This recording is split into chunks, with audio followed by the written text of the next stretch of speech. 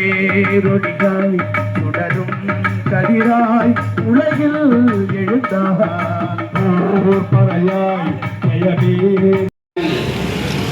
நடைபெறுகிற இந்த தேர்தல் நிதியளிப்பு பொதுக்கூட்டத்திற்கு மார்க்சிஸ்ட் கம்யூனிஸ்ட் கட்சியினுடைய இந்த பகுதி செயலாளர் தோழர் கே ராமன் அவர்கள் தலைமையேற்று பொதுக்கூட்டம் இப்போது தேமுதிக கூட்டணியில் இணைந்திருக்கு. அதை பற்றி என்ன நினைக்கிறீங்க? மதச்சார்பற்ற கூட்டணி வலுப்பெறுவது என்பதை மார்க்சிஸ்ட் கம்யூனிஸ்ட் கட்சி வரவேற்கிறது. அது ஒன்றிய பிஜேபி அதிமுக கூட்டணியை முறியடிப்பதற்கு நிச்சயமாக இந்த கூட்டணி வலுப்பெறுவது என்பது பயன்படும். அந்த வகையில் மார்க்சிஸ்ட் கம்யூனிஸ்ட் கட்சியின் சார்பில் தேமுதிக திராவிட முன்னேற்ற கழகத்தின் தலைமையிலான அணியில் சேர்ந்திருப்பதை மார்க்சிஸ்ட் கம்யூனிஸ்ட் கட்சி வரவேற்கிறது. இப்போ தேமுதிக இணைந்ததுனால எல்லா கூட்டணி கட்சிகள்லாம் ஒரு சீட்டு கம்மி பண்ணிக்கணும், போன வாட்டி போட்டியிட்டதை விட அப்படின்னு சொல்லி சொல்கிறாங்க. ஐஓஎம்லும் நாங்கள் 2ல் இல்லை 1 அடிக்க கூட தயார் அப்படின்ட்டாங்க. உங்கள் நிலைப்பாடு என்ன? இன்னொரு இரட்டை இலக்கத்தில் தான் இருக்கீங்களா? இல்லை, இது ஊடகங்களில் இப்படி செய்து வந்திருக்கிறது. இந்திய யூனியன் முஸ்லீம் லீக்கினுடைய தலைவர் அப்படி தெரிவித்திருக்கிறார். எங்களிடம் அந்த மாதிரியான எந்த விதமான கருத்துக்களையும் திராவிட முன்னேற்ற கழகத்தினுடைய தலைமை தெரிவிக்கவில்லை. நாங்கள் கடந்த முறை 6 தொகுதிகளுக்கு ஒத்துக்கொண்டது என்பது அதிமுக பிஜேபி கூட்டணியை முறியடிக்க வேண்டும் என்கிற அந்த ஆட்சி தொலைய வேண்டும் என்கிற அடிப்படையில் நாங்கள் ஏற்றுக்கொண்டோம்.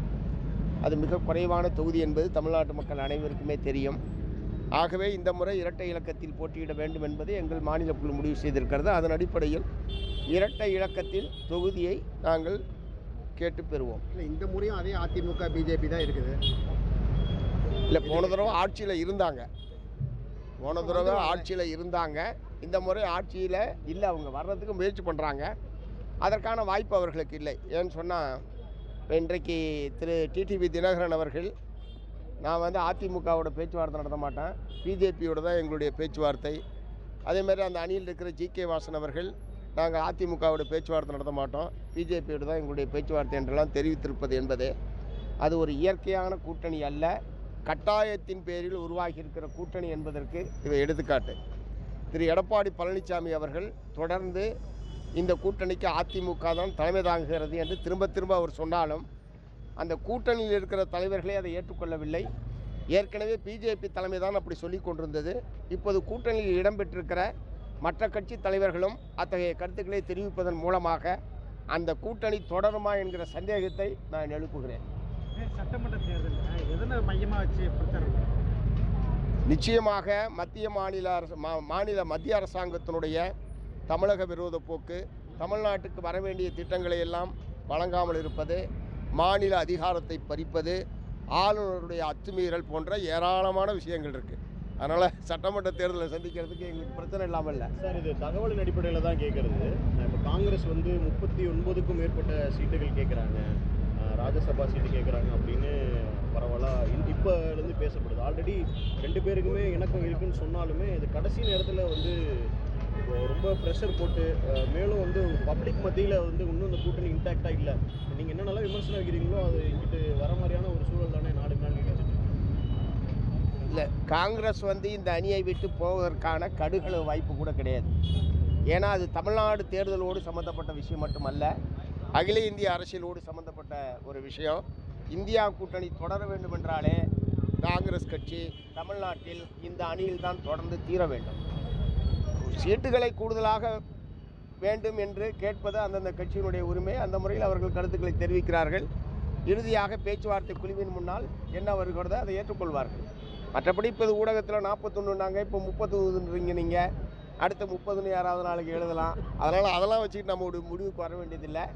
அவர்கள் இந்த கூட்டணியில் தொடர்வது என்பது தான் இந்த கூட்டணிக்கும் நல்லது, காங்கிரஸ் நலனுக்கும் அதுதான் நல்லது என்பது தான் எங்களுடைய கருத்து. மதிமுக ராஜ்யசபா சீட்டு கேட்டிருக்கு இன்றைக்கி பேச்சுவார்த்தையில்.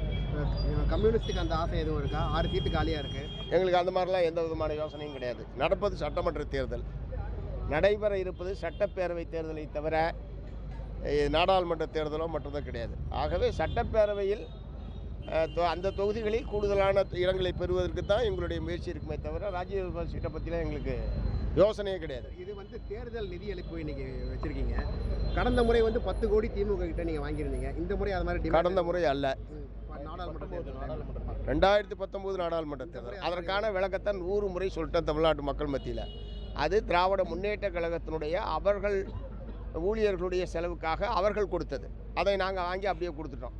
இது வழக்கமாக அவங்க செலவை நாங்கள் சந்திக்கிறதோ எங்கள் செலவை அவங்க பார்த்துக்கிறதுன்ற ஏற்பாடோ எங்கள் கட்சியை பொறுத்த வரைக்கும் கிடையாது. அவரவர்களுடைய கட்சியினுடைய வரவு செலவை, தேர்தல் செலவை அவரவர்கள் பார்த்து கொள்ள வேண்டும் என்பது எங்களுடைய அணுகுமுறை. இதை நீண்ட காலமாக கடைபிடித்து இதுக்கு வந்து 100 முறை பதில் சொல்லிட்டேன்.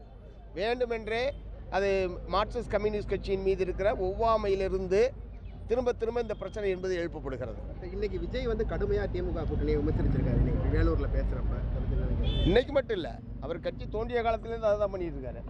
2 வருஷமாக அதை தான் பண்ணிட்டு இருக்காரு. இன்றைக்கி திரும்பவும் அதை தான் செஞ்சுருக்காரு அவர்.